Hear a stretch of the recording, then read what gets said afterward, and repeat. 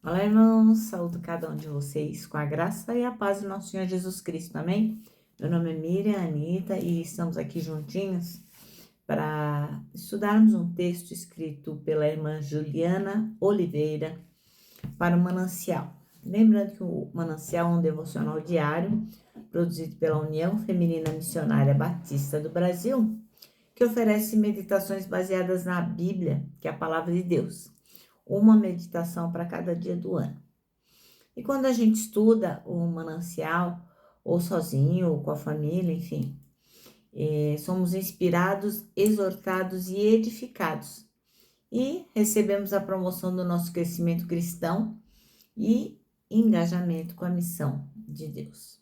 Eu não escrevi o texto, quem escreveu foi a irmã Juliana Oliveira, por isso que eu vou ler com os irmãos e contar aquilo que eu entendi. E gostaria de iniciar orando, né, pedindo ao Senhor que nos abençoe, porque todas as atividades que nós vamos fazer, é importante que a gente receba do Senhor orientação. Então, vamos pedir que Ele nos oriente. Pai, nós te agradecemos pela oportunidade, pela liberdade que temos de manusear a Tua palavra, de podermos livremente orar, falar contigo. Pedimos que Tu nos mostres aquilo que de importante há para cada um de nós nesse texto, que realmente nós sejamos edificados e possamos compartilhar com outras pessoas o que aprendemos aqui. É o que pedimos, não porque merecemos, mas em nome de Jesus. Amém. Bom, irmão, então o nosso texto chama-se Foco na Missão. Praticamente eu não vou acrescentar nada, porque esse texto está muito bem explicadinho, mas vamos ler juntinho então a leitura, a porção bíblica, e depois nós vamos, eu vou dizer para os irmãos aquilo que eu entendi, tá bom? Então vamos lá. Atos, capítulo 1, nós vamos ler do versículo 1 até o 11.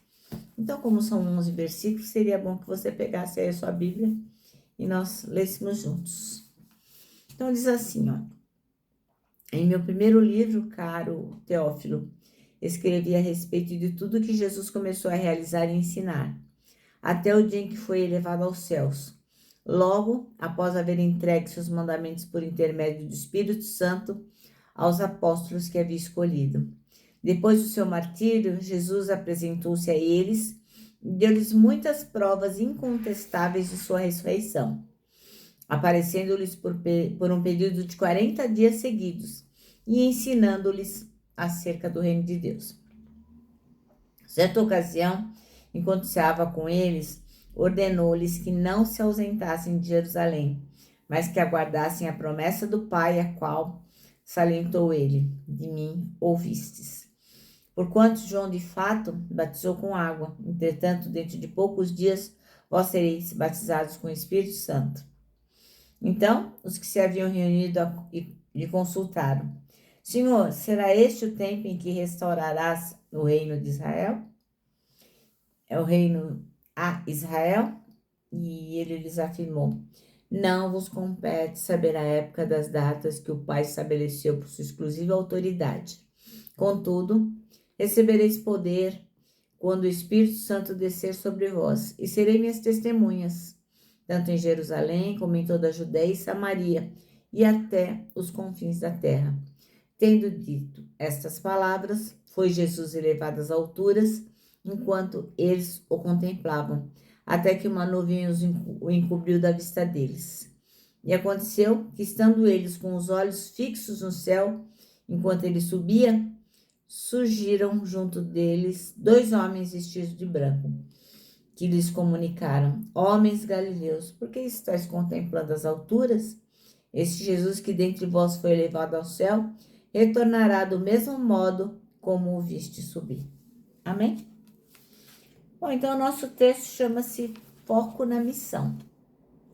E o versículo que a irmã Juliana Oliveira escolheu é o 8, que diz assim: Mas vocês receberão poder ao descer sobre vocês o Espírito Santo, e serão minhas testemunhas, tanto em Jerusalém como em toda a Judéia e Samaria e até os confins da terra.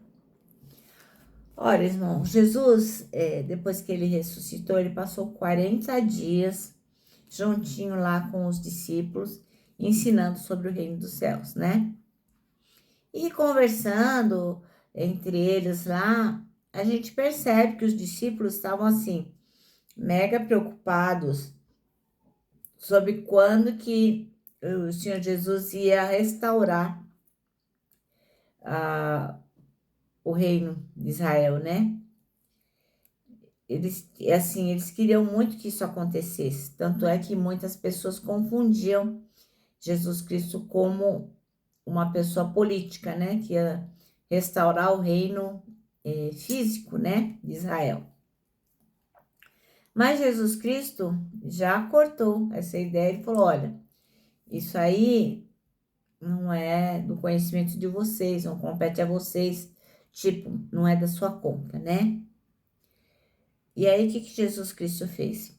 Direcionou os discípulos naquilo que realmente tinha importância e naquilo que eles realmente deveriam fazer, que era o quê? Anunciar o reino de Deus a todos os povos. Então, a irmã Juliana Oliveira fala que há algum tempo atrás ela fez uma viagem missionária com o esposo dela, pelas comunidades ribeirinhas da Amazônia, que inclusive são uma das pessoas que mais necessitam receber o evangelho. E eles pararam numa pequena comunidade e lá eles foram recebidos por um senhor lá na casa dele.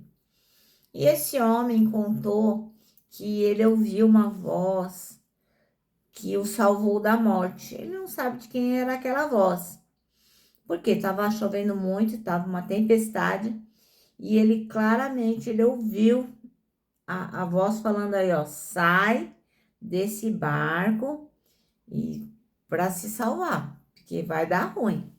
E o homem obedeceu e ele saiu do barco e aquele barco foi despedaçado pela tempestade, né? E ele disse que na época ele não entendeu de quem era aquela voz. Ele não sabia que era a voz de Deus. Mas Deus tinha propósito para ele, né? Então, quando o casal de missionários foi lá e falou que aquela voz era do Senhor Jesus, que era o Criador, e aquele homem compreendeu que aquela voz que ele havia ouvido realmente era de Deus, que Deus era o dono daquela voz, e aquela voz salvou-o da morte. Então, aquele homem aproveitou que tinha sido salvo da morte física e pediu para os missionários conduzi-lo, né, para o Deus que o salvaria da morte eterna, né?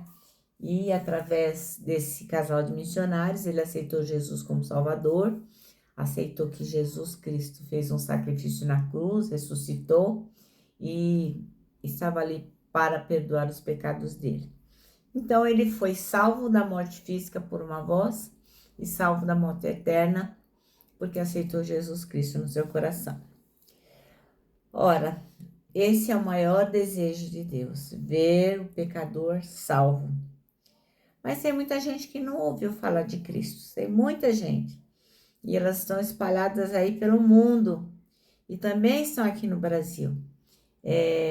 Eu não vou conseguir me lembrar de toda a lista, mas assim, as pessoas que menos ouviram falar de Jesus são os que mais precisam de Jesus, né, de ouvir falar dele, são os ribeirinhos, os ciganos, os mais pobres dos pobres, os mais ricos dos ricos. E tem uma outra, os quilombolas. Então, esses são os 5 que eu me lembro que realmente precisam ouvir falar de Cristo, porque tem muito mais pessoas que não ouviram. Apesar de estarmos em pleno século XXI, esse tipo de pessoas não foram alcançadas ainda. Então, tem uma lista extensa, mas eu me lembrei desses 5 aí. Então, parece que não, né? Mas muita gente ainda não ouviu falar de Jesus. Assim como Jesus mandou os discípulos que estavam com ele naquela época, ele deu o exemplo para que os discípulos ensinassem para todo mundo a mensagem da salvação. E é o que ele faz por nós, ele também envia a gente. Vê lá em Mateus 28, que é um versículo que vocês estão acostumados, né? A maioria de nós que tem mais intimidade com a palavra conhece Mateus 28, de 16 a 20, que diz assim: os 11 discípulos rumaram para Galiléia em direção ao monte que Jesus lhe determinara. Assim que o viram, prostaram-se e adoraram, mas alguns ficaram em dúvida. Então Jesus aproximou-se deles e lhes assegurou: toda autoridade me foi dada no céu e na terra. Portanto, indo, farei com que todos os povos da terra se tornem discípulos, batizando-os em nome do Pai, e do Filho, e do Espírito Santo, ensinando-os a obedecer tudo quanto vos tenho ordenado. E assim eu estarei permanentemente convosco até o final dos tempos. Então, isso aqui é o que a gente chama da grande comissão, né? Quando Jesus nos manda a falar dele, da sua obra salvadora a toda criatura. Então, os discípulos estavam preocupados com essa questão. E talvez você também esteja, né? Mas permita que Jesus Cristo ajuste o seu olhar para aquele lugar que ele deseja que você participe da grande comissão, né? Às vezes a gente pensa, nossa, eu podia ir para a China, para a Ásia, para vários lugares do mundo e Jesus quer que você seja aqui um missionário urbano, falando para açougueiro, para o peixeiro, para a moça que recebe o seu filhinho na escola, enfim. Então deixa Deus ajustar seu olhar para o lugar que Ele deseja que você participe da grande comissão, tá bom?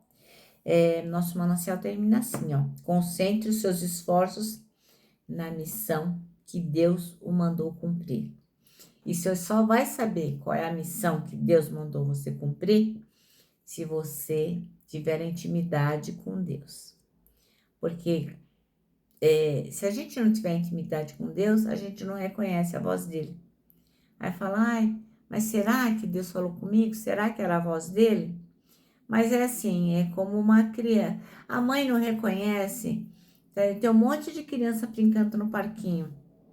Se o filho dela chorar, ela não reconhece? Pois é, isso se chama intimidade, né? Quando o nosso marido, a nossa esposa está chegando do trabalho, só o jeito da gente ouvir os passos, a gente não sabe que é ele ou que é ela. Então, isso se chama intimidade. Então, a gente não tem dúvida em reconhecer a voz daquele com o qual nós temos intimidade. Então, é fundamental que você tenha intimidade com Deus para que você possa entender qual é a missão que Deus mandou que você cumprisse, tá bom? Bom, nosso manancial vai terminando, né? E eu vou deixar o meu abraço aqui de urso, ó. Lembrando, né, que para nós que desejamos ter o foco na missão de Jesus, para nós o abraço dá super mega certo. Quero que vocês se lembrem também do nosso versículo deste ano, que é 1 Tessalonicenses 5:9, que diz: porque Deus não nos destinou para a ira, mas para recebermos a salvação por meio de nosso Senhor Jesus Cristo, tá bom? Agora sim, agora eu me despeço com a frase do ano. Não tema, Deus já tá lá.